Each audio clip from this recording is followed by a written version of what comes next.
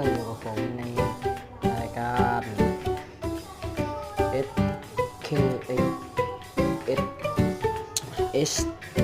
S นะฮะก็ S M P นะครับอยู่ในรายการ S M P นะครับก็อยู่ผมในเกม Minecraft เช่นเคยกันนะครับผมก็วันนี้ผมก็ไม่ได้จะทำอะไรมากผมก็จะมาบอกว่า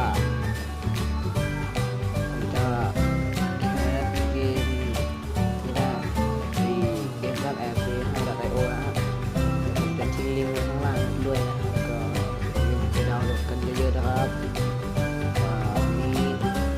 ต้นไม้ทำมันเกิดที่ไหนก็ไม่รู้นะครับเอาไปเลยเพื่อหลังมาเล่น